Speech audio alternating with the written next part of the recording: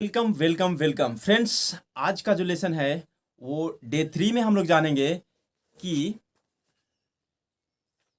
दृढ़ता में एक 50 सेंट का सबक। मतलब दृढ़ इच्छा शक्ति अगर आपके अंदर हो तो वो कभी हार नहीं मान सकते, वो कभी मंजिल से दूर नहीं रह सकते। अगर आप में दृढ़ इच्छा शक्ति हो तो इस कहानी को श्रीमान डॉर्बी के हार्ड नॉक विश्वविद्यालय से अपनी डिग्री प्राप्त करने और सोने के खनन के कारोबार में अपने अनुभव से लाभ उठाने का फैसला करने के तुरंत बाद मतलब हार्ड नॉक विश्वविद्यालय से डिग्री प्राप्त की। और उसके बाद जब सोने के खनन में गए तो सोने के खनन में जो उनका अनुभव रहा वो फेलियर से जो अनुभव लिया, उस अनुभव का लाभ उठाने का फैसला करने के तुरंत बाद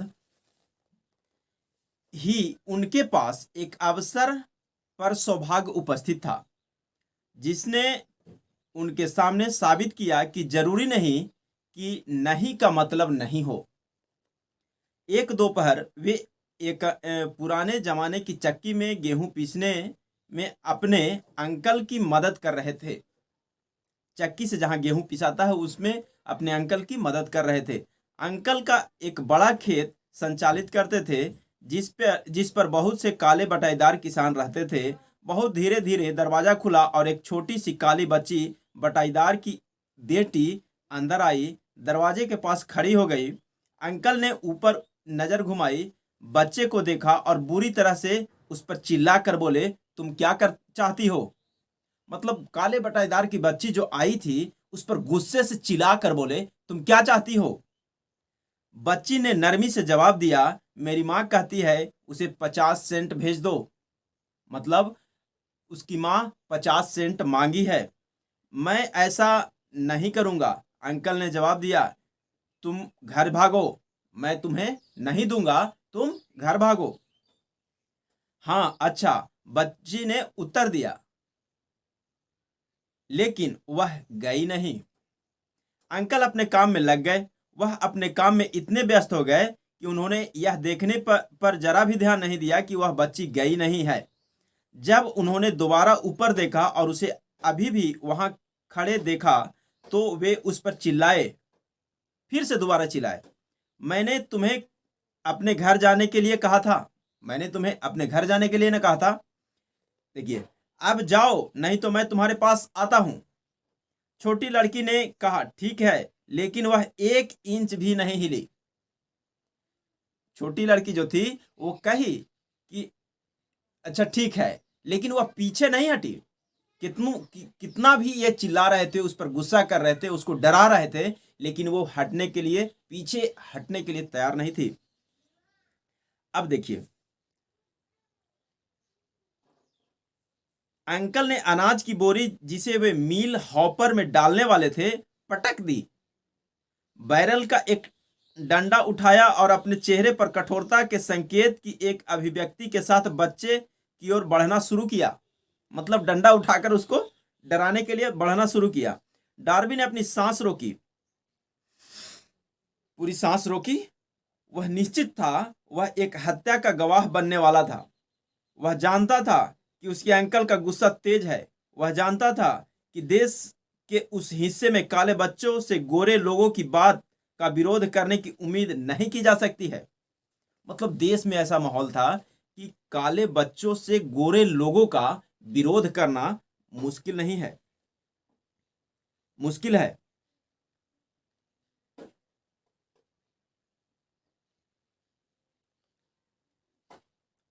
उम्मीद नहीं की जा सकती। मतलब इतना तो था कि काले लोग जो थे वो गोरे लोगों का विरोध नहीं कर सकते थे। जब अंकल उस जगह पहुंचे जहां वह बच्ची खड़ी थी, उसने तुरंत एक कदम आगे बढ़ा दिया। जैसे ही बच्ची के पास पहुंचे, बच्ची ने एक कदम आगे बढ़ा दिया, ऊपर उनकी आंखों में देखा और अपनी तीखी आवाज में पूरे जोर से चिल्लाई, मेरी मां को 50 सेंट चाहिए। मेरी मां को 50 सेंट चाहिए। एक कदम और आगे बढ़ा करके और जोर से चिल्लाई। अंकल रुक गए, 1 मिनट के लिए उसे देखा, फिर धीरे धीरे बैरल वाला डंडा फर्श पर रख दिया। अपने हाथ अपनी जेब में डाले, $0.50 बाहर निकाला और उसे दे दिया। बच्ची ने पैसे लिए और उस व्यक्ति पर से जिस पर उसने अभी अभी विजय प्राप्त की थी, अपनी आंखें बिल्कुल हटाए बिना धीरे से वापस दरवाजे की ओर चली गई। मतलब अगर आपके साथ कितना भी नेगेटिव हो और आप लक्ष्य की ओर अग्रसरित हैं, आप लक्ष्य को जानते हैं कि मेरा ये लक्ष्य है और मैं इस लक्ष्य को पा ही लूंगा, तो आप अडिग होकर खड़े रहते हैं, तो आप उस लक्ष्य को पा ही लेते हैं। उसके चले जाने के बाद अंकल एक बॉक्स पर बैठ गए और खिड़की से बाहर आसमान में 10 मिनट से भी अधिक तक ताकते रहे। विषम्य से उस भारी हार पर जो उन्हें अभी मिली थी, वे विचार मग्न थे। श्रीमान डॉर्बी भी कुछ सोच रहे थे। उनके सारे अनुभव में यह पहली बार था कि उसने किसी काले बच्चे को जानबूझकर किसी गोरे वयस्क व्यक्ति पर प्रभुत्व प्राप्त करते देखा था। उसने यह कैसे किया? यानी उनके अंकल को क्या हुआ जिसके कारण उन्होंने अपनी बर्बरता खो दी और यह एक भेड़ के बच्चे की तरह विनम्र बन गए? उस बच्ची ने कौन सी अजीब शक्ति का इस्तेमाल किया? ध्यान देने वाली बात है। उस बच्ची ने कौन सी अजीब शक्ति का इस्तेमाल किया जिसने उससे बड़े पर जीत दिला दी?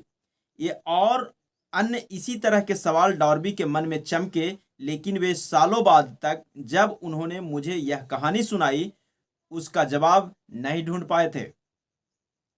हैरत की बात है, इस असामान्य अनुभव की कहानी लेखक को उसी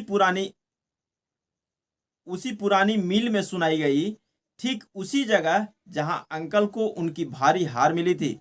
यह भी हैरत की बात है, मैंने एक शादी का लगभग 1/4 भाग उस शक्ति के अध्ययन में समर्पित किया था जिसने एक अज्ञानी अनपढ़ काले बच्चे को एक बुद्धिमान आदमी को जीतने में सक्षम बना दिया था। जैसा कि हम वहां पुरानी मील में खड़े थे, श्रीमान डॉर्बी ने असामान्य विजय की कहानी दोहराई और यह पूछते हुए समाप्त किया, आप इसके बारे में क्या कर सकते हैं और कौन सी अजनबी शक्ति उस बच्ची ने उपयोग की जिसने मेरे अंकल को पूरी तरह से हरा दिया? उनके सवाल का जवाब इस पुस्तक में वर्णित सिद्धांतों में मिल जाएगा। जवाब पूरा है। इसमें किसी व्यक्ति को उस शक्ति को समझने और प्रयोग करने में सक्षम बनाने वाले विवरण एवं निर्देश शामिल हैं जो छोटे बच्चे को अकस्मात मिल गए थे। अपने दिमाग को सजग रखें, आप बच्ची के बचाव के लिए आने वाली बिल्कुल वही अजनबी शक्ति देखेंगे। आप अगले अध्याय में इस शक्ति की एक झलक पाएंगे। कहीं ना कहीं इस पुस्तक में आप एक युक्ति पाएंगे जो आपकी ग्रहण शक्तियों को बढ़ा देगी और आपके अपने फायदे के लिए वही प्रबल शक्ति आपके नियंत्रण में दे देगी। इस शक्ति के बारे में जागरूकता आपके पास पहले अध्याय में आ सकती है या यह बाद वाले अध्यायों में आपके दिमाग में सूझ सकती है। यह अकेले विचार के रूप में आ सकती है या यह योजना का या उद्देश्य की प्रकृति के रूप में आ सकती है। यह आपको विफलता या हार के आपके अतीत के अनुभवों में वापस ले जा सकती है और कुछ सतह पर ला सकती है, जिसके द्वारा आप हार के माध्यम से खोया हुआ सब पुनः प्राप्त कर सकते हैं। श्रीमान डॉर्बी को उस काले बच्चे को अनजाने में इस्तेमाल की गई शक्ति के बारे में मेरे बताने के बाद उन्होंने तुरंत एक जीवन बीमा विक्रेता के रूप में अपने अनुभव के 30 साल को दोहराया और ईमानदारी से स्वीकार किया कि उस क्षेत्र में उनकी सफलता जो कोई छोटी मोटी नहीं है। उस सबक के कारण जो उन्होंने बच्चे को से सीखा था, श्रीमान डॉर्बी ने बताया, हर बार जब एक संभावित खरीदार ने खरीदे बिना मुझे विदा पाने की कोशिश की, मैंने उस बच्चे को वहां पुरानी मील में खड़ा देखा। उसकी बड़ी आंखें चुनौती से चमकती हुई और मैंने अपने आप से कहा, मुझे यह बिक्री करनी है। मेरी की हुई सारी बिक्री का बेहतर भाग लोगों के ना कहने के बाद ही हुआ था। उन्होंने सोने से केवल 3 फुट दूर रुक जाने की अपनी गलती को भी याद किया। उन्होंने कहा, लेकिन वह अनुभव के वेश में एक वरदान थी। उसने मुझे जारी रखे रहना सिखाया। इससे कोई फर्क नहीं पड़ता कि चलना कितना मुश्किल हो। एक सबक जिसे किसी भी चीज में सफल होने से पहले मुझे सीखने की जरूरत थी। श्रीमान डॉर्बी और उनके अंकल काली बच्ची और सोने की खान, यह कहानी है निसंदेह उन सैकड़ों लोगों द्वारा पढ़ी जाएगी जो जीवन बीमा बेचकर अपना जीवन यापन करते हैं। और इन सबके लिए लेखक सुझाव की पेशकश करना चाहता है। डॉर्बी हर साल $1,00,000 से अधिक का जीवन बीमा बेचने की अपनी क्षमता के लिए इन 2 अनुभवों का ऋणी है। ये अनुभव जो इन्होंने 2 चीजों से सीखा, एक तो सोने की खान में जब इन्होंने लगा और उसमें जो फेलियर आया, इसके बाद ये जो काले बच्चे की कहानी थी, इस कहानी के जरिए इन्होंने जो सीखा और इन अनुभव को अपने सेल्स के बिजनेस में, सेल्स के प्रोफेशन में लगाया। और सेल्स कभी भी पीछे हटने का चीज नहीं होता। वो इसमें इन्होंने बताया है कि अपनी क्षमता के लिए इन 2 अनुभवों का ऋणी है। जीवन अजनबी है और अक्सर अति सूक्ष्म सफलताओं असफलताओं दोनों की जड़ें साधारण अनुभवों में होती है। श्रीमान डॉर्बी के अनुभव काफी सामान्य और सरल थे, फिर भी वे जीवन में उनके भाग्य का जवाब रखते थे। इसलिए वे उतने ही महत्वपूर्ण थे जितना कि स्वयं जीवन उनको 2 नाटकीय अनुभवों से लाभ हुआ, क्योंकि उन्होंने उनका विश्लेषण किया और उनका सिखाया सबक प्राप्त किया। उस आदमी का क्या जिसके पास न समय है न ही ज्ञान की खोज में विफलता का अध्ययन करने का झुकाव। बहुत बड़ी चीज है। उस आदमी का क्या जिसके पास न समय है न ज्ञान की खोज में विफलता का अध्ययन करने का झुकाव, जो सफलता की ओर ले जा सकता है। हार को अवसर की सीढ़ियों में परिवर्तित करने की कला वह कहाँ और कैसे सीखने वाला है। इस किताब को इन्हीं सवालों के जवाब में लिखा गया था। इसके जवाब 13 सिद्धांतों के वर्णन में कहे जाते हैं। लेकिन याद रखें, जैसे जैसे आप पढ़ते हैं तो शायद उस सवाल का जिसने आपको जीवन की विचित्रता का पर विचार करने का कारण दिया, जो जवाब आप चाहते हो, वह शायद आपको दिमाग में किसी विचार, योजना, उद्देश्य माध्यम से पाया जा सकता है, जो शायद पढ़ते हुए आपके दिमाग में कौंध जाता है। एक ठोस विचार ही वह सब कुछ है जो आपको सफलता हासिल करने के लिए चाहिए। इस पुस्तक में वर्णित सिद्धांतों में उपयोगी अवधारणाएं बनाने के ज्ञात संबंधित उपाय और साधनों में से सबसे अच्छे और सबसे व्यवहारिक उपाय शामिल हैं।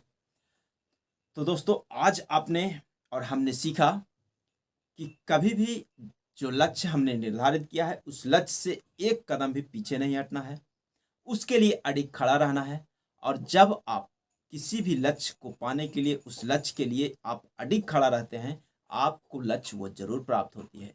सेल्स में भी आप इस टेक्निक को अपना सकते हैं कि कभी भी जिस सेल को आप करना चाहते हैं उस पर लगे रहिए, उसको फॉलो अप करते रहिए, फॉलो अप करते रहिए, फॉलो अप करते रहिए। वो 100% सेल आपके अधीन होगा। आपने देखा होगा, जिसको जितना आप फॉलो अप किया है, जिसको आपने जितना फॉलो अप किया है, वो आपके अधीन आते गया है और एक ना एक दिन आपके अंदर सेल हुआ है। थैंक यू दोस्तों, आज के लिए इतना ही। धन्यवाद।